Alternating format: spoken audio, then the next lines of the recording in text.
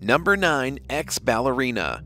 A Florida woman that used to be a professional ballet dancer was accused of killing her estranged husband while the two of them went through a custody battle for their daughter back in November 2020. The ex-ballerina, 28-year-old Ashley Benefield, apparently shot her husband, 58-year-old Doug Benefield, while inside her mother's house. The two of them were the only ones there that night, and Ashley had been staying in her mom's home since the couple had separated. She fired 4 bullets in total at Doug, but only 2 of them hit him. Still, that was more than enough, and he was pronounced dead later that day after being rushed to the hospital.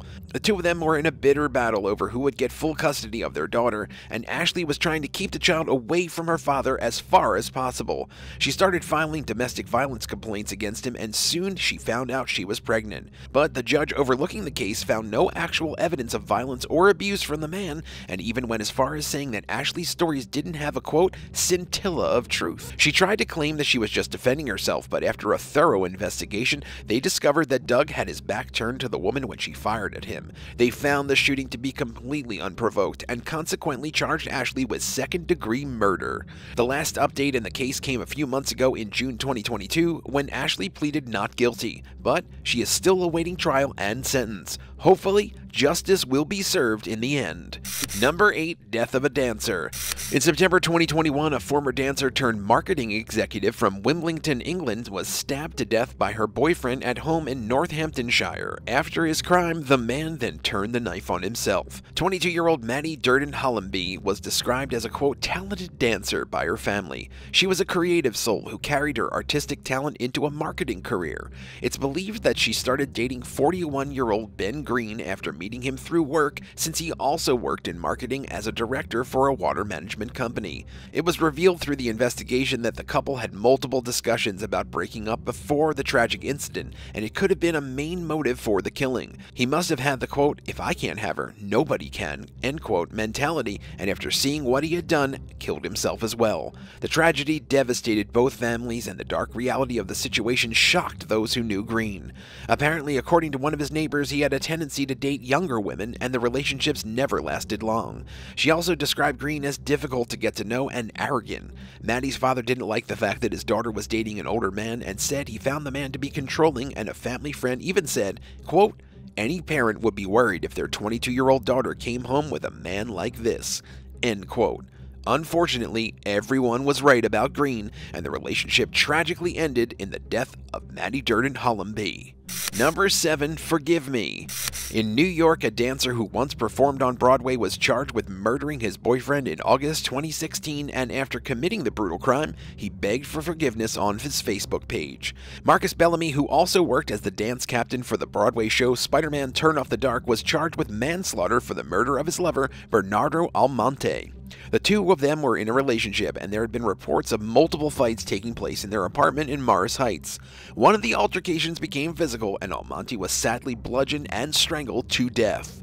When Bellamy was questioned by the victim's crying mother asking why he did it, he confessed that the two of them used to smoke meth together, and on the night of the murder, he explained that he truly believed Almonte was the devil. In the middle of his drug-fueled psychosis, Bellamy thought he was doing the right thing, but he said in a statement that he really, quote, didn't mean to destroy somebody. After he realized what he had done, Bellamy confessed to a neighbor who called the police. During the trial, he pleaded guilty to first-degree murder and was sentenced to 20 years behind bars for his senseless crime.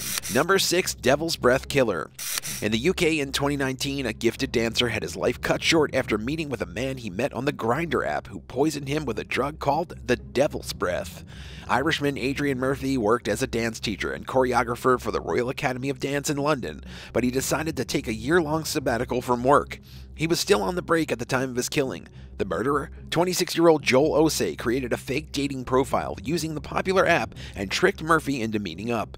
Apparently, Osei's girlfriend Diana Christie, who was only 19 years old, was in on the whole thing. The pair frequently targeted gay men on Grindr so they could rob them and, quote, drain their bank accounts. After Murphy was killed, the pair tried to buy $80,000, or just about 62,000 pounds worth of diamonds, from an expensive jewelry maker found in New York. When the couple was caught for their crimes, they were also convicted of poisoning a different man just 2 days before Murphy's death. The pair's previous victims survived the incident and reported them to police. On June 4th, the body of Murphy was found by his best friend, and when police arrived to investigate the scene of the crime, they found a can of Coca-Cola with traces of the Devil's Breath drug and the man's phone that had been thrown down the toilet. Osei's fingerprints were found on the coke as well as a bottle of whiskey from the crime scene, which confirmed that he had been there for the murder. During the couple's trial, Osei pleaded guilty to manslaughter and was sentenced to a minimum of 32 years in prison. Christie pleaded guilty to 2 counts of handling stolen goods and 1 count of fraud, but her sentencing has not been yet publicly released. Do you consider yourself a good dancer? Let us know in the comments below, and while you're at it, hit that subscribe button. Number 5. Canadian Catastrophe. In 2014, a Vancouver-born dancer and actress was shot and killed by her rapper husband before he turned the gun on himself inside their high-end Los Angeles apartment. 33-year-old Stephanie Mosley and her husband, 34-year-old Earl Hayes, had been going through a rough spot in their marriage, and there was talk of a divorce. Mosley had trained in dance at the Pacific Arts Ballet in Burnaby, as well as the Kirkwood Academy in Nyanmo. She was extremely talented and even appeared in several music videos and movies like Twilight Breaking Dawn Part 1 and Hit the Floor. Hayes was an aspiring rapper signed to a record label owned by professional fighter Floyd Mayweather, who was also a close friend of the man. According to TMZ, Mayweather had spoken to Hayes on FaceTime calls shortly before the murder-suicide, and the boxer believed Mosley had been unfaithful to him. Hayes' life coach and friend Burl Wilkes confirmed the couple was, quote, in the process of breaking up before the tragedy took place when interviewed by KTLA. A couple who lived near them reported hearing a woman scream before 10 gunshots were fired. A SWAT team arrived at the scene and, after forcing their way into the apartment, they found a locked bedroom door. Before they could get inside the room, 2 final gunshots went off. Both Stephanie Mosley and Earl Hayes were pronounced dead when the door was finally opened. Number 4. Deadly Obsession. A jealous woman from Prahran, Australia became obsessed with a talented dancer and stalked the girl like prey before killing her and burying the body in a pet cemetery back in 1999. Carolyn Reed Robinson had a massive fear of failure and envied anyone who seemed like they had everything she didn't. When she met a talented young dancer named Rachel Barber, she became obsessed with the girl and thought that her life was perfect. Robertson slowly gained the trust of Barber and her family. She was even hired by Barber's parents to babysit a few times. Little did they know that Robertson was just gathering information and studying for a murder plot.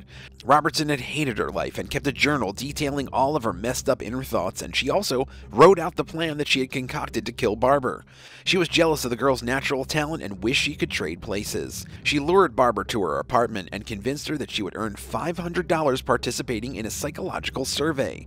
Excited to make some easy money, Barber agreed and followed Robertson to her home, where she was served pizza that had been laced. Once the drugs took effect, she was strangled to death with a telephone cord, and then her body was stashed in a wardrobe like a doll. Barber's remains stayed in the apartment for 2 days until Robertson put the body into a military bag. She then went to Kilmore Farm, which was owned by her family, and once there, Robertson hid Barber next to a pet cat she had buried years earlier. When the young girl was eventually reported missing, Robertson was questioned by the police until she confessed for the crime. She led officers to the location of the body but claimed she had killed Barber by accident, but during her trial she pleaded guilty to murder and was sentenced to 20 years behind bars with a minimum sentence of 14 years and 6 months. Number 3. In 2017, an exotic dancer from Bristol Township, Pennsylvania straight up killed her sugar daddy after he threatened to cut her off financially when he found out she was in a romantic relationship with someone else. Jennifer Morrissey had a rough life growing up and had become a mother during her mid-20s. She worked hard to support her family and made money as a dancer at a strip club. She was 28 years old when she met Michael Dennis McNew, who was 60 years old at the time and a regular customer. McNew had done very well for himself financially and worked as a high-level executive for AbbVie Pharmaceuticals. The pair bonded with each other over their shared interest in motorcycles, and after a short time of knowing each other, McNew pursued Morrissey romantically. Before she agreed to go on a date with him, she let him pay for one of her overdue bills, which was just about $1,200. After they started their relationship, Morrissey was given expensive gifts from the man, including vacations, cars, and motorcycles. After a while, McNew let Morrissey move into his home because he wanted to take care of her. This was the same time that the woman began referring to him as her sugar daddy. But in 2017, Morrissey started seeing another man, which caused tension to form in their relationship. Eventually, she moved out and stayed with her new man. When McNew refused to let Morrissey back into his house and he cut her off financially, she threatened to kill him. After exchanging some heated text messages one day, she drove to his house and shot McNew dead between the eyes with his own gun that he had gotten out to defend himself with. She was charged with murder and sentenced to life in prison with no possibility of parole. Number 2. Cold Blood. An exotic dancer from Brooklyn was murdered in cold blood by a pimp as she left her part-time job at IHOP earlier this year.